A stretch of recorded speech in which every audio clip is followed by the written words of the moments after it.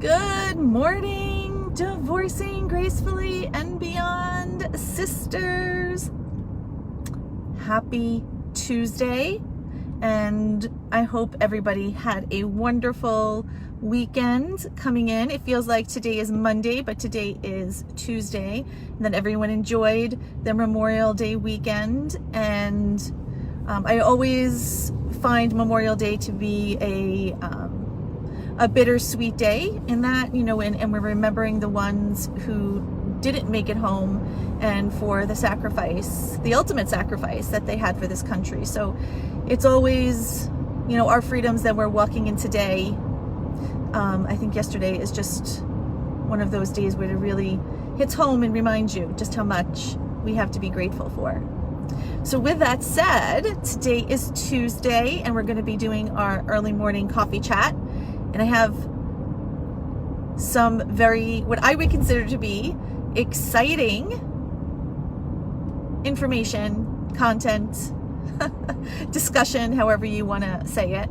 I'm on my way to my doctor today, the annual GYN appointment, which we all do not like.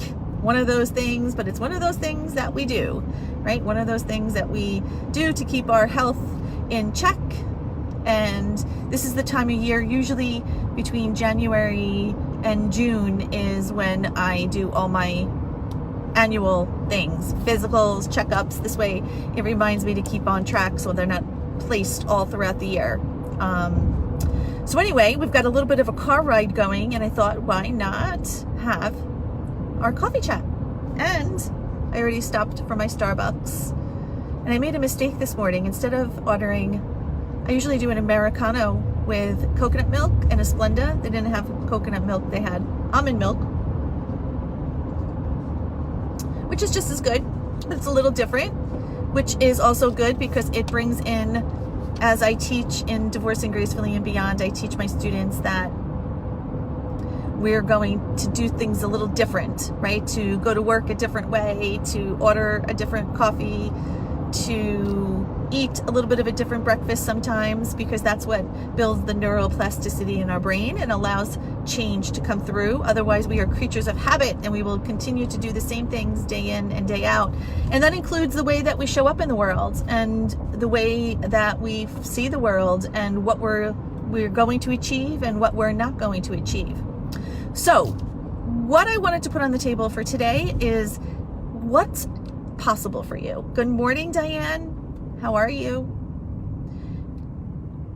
One of my past students who is always, and once you graduate Divorcing Gracefully and Beyond, you're just going to the next level of your life. You're still family. You're still what I consider to be a student of DG, because there's always levels that we're working on. And when we reach one level, then we move up to the next level.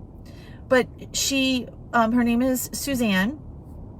And she posted a picture she was on a hike with one of her friends, and there was a tree that was struck by lightning. And she showed a picture of the tree, and the tree had a gaping hole in it.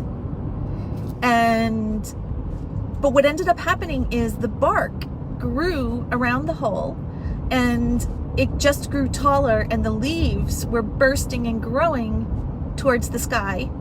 Hi, Bonnie. Good morning. And this tree still was not only surviving, and it was thriving. And Suzanne had mentioned that, boy, isn't that just like us, on that how we could have a soul fracture that hurts so deep, and we could have a gaping hole in our heart. But if we do the right things and we have the right mentor and the right tools, our body, just like that tree, could heal the soul fracture, and we could thrive towards our greatness, and we could reach towards that sky. And just like that tree, we could grow the leaves, and we could not only just survive, but we could thrive. And then this morning, when I was on my way to drop Casey off at doggy daycare, yes, I said that, she goes to doggy daycare. On the days that I'm really busy and I can't walk her because she's so used to being active and walking, she goes to doggy daycare where she could run and frolic with her friends.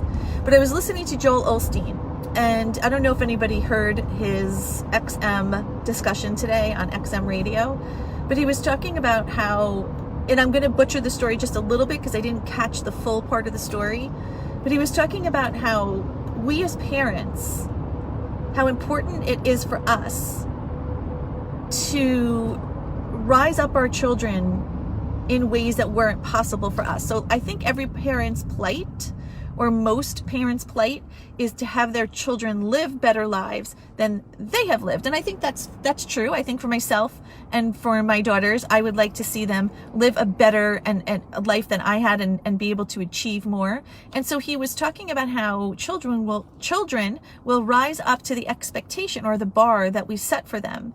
So if your child is receiving, say, a C in school, what Joel was saying is, you're normalizing it by saying, you may have received a C, but when you're having conversations with your children, you're letting them know that they have something greater in them, and that no matter what, even if, you need to hire a tutor or you need to stay up all night with them and learn it, that they're not going to receive C's, that they're going to achieve a better grade than you did. And he spoke about how they had taken a random selection sample of 3 teachers in a district.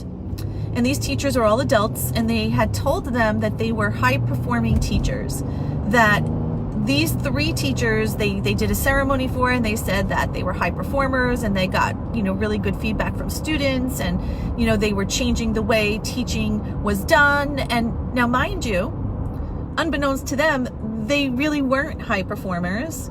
There was nothing really necessarily special about them. They were wonderful teachers, but what ended up happening is this district took, out of all of the teachers, they just took a random study and selected these 3 out of all of the teachers and told them and gave them a level to rise up to on how amazing they were and how they were breaking records and transforming students and turning around the teaching career for other teachers. And wouldn't you know it? Sure enough, guess what happened? That's exactly what happened. At the end of that year, those teachers ended up rising up to the level and performed to the best they ever had. And then when they were told what the study was, it was an amazing sort of discovery. And, I think sometimes we have to set our bar at a level of a high performer. So, if we're left to our own devices to set our bars, we may not achieve what it is our heart's desire is, because we have fear, our heart has been hurt, there's worry, there's doubt, there's all these obstacles that come in the way that keep us from really, and let alone even being able to hear where our divine guidance is leading us. And so when you have someone who could raise the level of your bar, right? That's what I do for my clients. My clients will come in and say, okay, Donna, this is what my goal and my outcome is. And my outcome is to, I'm ready to heal the soul fracture.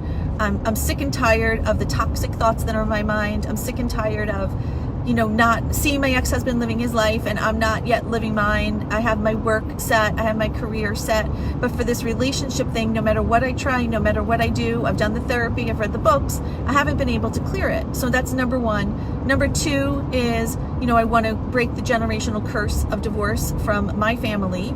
And I want my children to have a fighting thing at this thing called marriage and life and relationships, that no matter how old they are, whether they're 5 or 45, that, that they see me breaking through what could have been a total tsunami of my life, and they see me healing. Because there's no better model, guys, and I mean this sincerely, there is no better model for your children. Again, whether they're 5 or they're 45 or anywhere in between or over, there's no better model for them to rise up to live their best life than to see you rising up to live your best life. Right? Think about even yourself with your parents. If your parents were struggling and hurting, that was difficult for you. That hurts you, and you wanted to help your parents.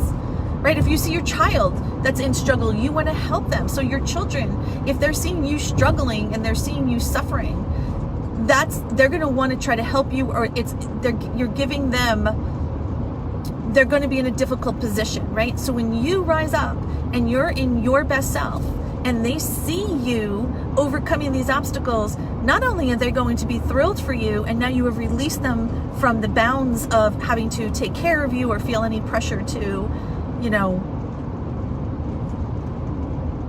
manage you, to say, I don't know if that's the right word, but you're giving them the permission that, hey, listen, you could fall down, And it's okay if you don't know how to get back up, because that's what success of life is you find the people to help you. And when you come into the Divorcing Gracefully and Beyond program, I am the one who's going to raise that bar for you at levels that you likely would not have raised for yourself, because number one, you may not even know what's possible, but number two, you know, if you're used to playing at a certain level, it's unlikely you're going to rise up to that level. So same thing, you could go to the gym. You know, I've done this for many years, and how many of you have done this? Secretly, we could all here admit to this. You know, you may have joined a gym and say, okay, I'm going to go to the gym, and you go and you do a respectable 4.0 on the treadmill, right? Or 3.5 walk. And, you know, you're wanting to really get some good cardio in and lose some weight. And, you know, you do the same thing. So every day you go to the gym doing the same exercises. What ends up happening, number one, is you're really not getting the cardio you want, because you're not getting up to the higher level and raising your heart rate to the point where it needs to be for a certain period of time. And number two, when you're doing the same exercises over and over again, you know, your muscles are just getting muscle memory. And when I first started Orange Theory, when I was on the treadmill, I thought I was going to die, because what ends up happening is you have a heart monitor on you, so it tells you when you're in the orange zone, and that's the zone that you want to stay in, because that's the fat burning, and that's the you burn calories, and it's good cardio. And I'll tell you, if I were to do it on my own, I never would do it, because it's when my heart rate gets that high, and it's a healthy level because it's where it's supposed to be in order to get the cardio work in, but I wouldn't do it on my own. I would lower it, because I would feel like maybe I'm overexerting myself, and I wasn't. So it's the same thing with life, guys. It comes to, if you're not going to pair up with a mentor or someone who's going to rise your level, there's a possibility of you staying where you're at. Now, if you're happy where you're at, there's no problem with that. There's no problem at all. There's no shame, blame, or condemnation. But if you're not happy where you're at, this is where I come in. And again, it doesn't have to be me. If my message resonates with you, I would love for you to consider working with Divorcing Gracefully and Beyond. We're a high-level executive kind of relationship coaching program where all levels of our life are coming in. We work with really wonderful, amazing women who are just stuck. And if that's you, I invite you to book a breakthrough call with me. But if my message doesn't resonate with you, or you're not ready to really take that next level, what I would urge you to do is look around and see what is that action step that you can take, and what mentor can you bring into your life. Because that's the pivotal point, guys. That's the pivotal point, when you draw the line in the sand and you decide that your life is no longer going to be led the way it was. And I don't remember who said this, but one of the emotions that lead people to change is the emotion or the feeling of disgust, right? When you're just so disgusted, you cannot take it anymore. You're just disgusted with where you're at. And if you're at that point, don't be like me, going to the gym and doing the same exercise and doing the same level on the treadmill. Make a choice for yourself, because you've got to stand up for yourself. You've got to fight for yourself. And going back to your children, your family, your coworkers, your friends, there's no better role model than you living the most amazing, fantastic life that's filled with miracles and synchronicities. Because that's what happens when we go to the other side. Now, I've been on both sides. In my divorce and post-divorce, I struggled, and it took me 10 to 15 years to do what I'm teaching now. And you don't have to take 10 to 15 years to figure it out and do the same mistakes I did. I could teach you how to do it in 12 weeks or less. But it's time. And life, when you do go from being stuck and you go into the effortless flow of life, like it's so amazing to me. Hi, Stephanie. Good morning. It's so amazing to me when I see my clients after they graduate Divorcing Gracefully and Beyond, when they're posting in our private group, the things that they never would have thought of doing a million years ago, right? They just wouldn't have thought, it wouldn't have come to their mind to do it. Traveling the world, exploring, stepping up into their spirituality, new relationships, new ways of thinking about themselves. And you see the lightness and you see the fun. And it's that lightness and fun that was lost, that was stolen from us from our divorce. And when you reclaim it back, And no matter what your circumstance is, and it doesn't mean that your circumstances are all unicorns and butterflies. So, there's difficult circumstances at hand sometimes. But when you reclaim your life back, and you see the lightness, and it is effortless. It's effortless. You go from being stuck and frustrated and feeling a little bit of hopelessness when it comes to that relationship thing, and you move into a sense of hope, of love, hope, joy, grace, gratitude. It's amazing how magnetic you become to the things that you desire. So with that said, I'm about to get on the parkway where I know I'm going to lose reception. So wish me luck at this annual GYN appointment, which I don't particularly like, but I'm glad I'm getting it off my list. It is done in just a short little bit. It will be off my list of things to do. So I wish all of you guys, I wish you a very happy Tuesday, and go have a good rest of the day. Go kick it. Have kick ass, guys. Kick it.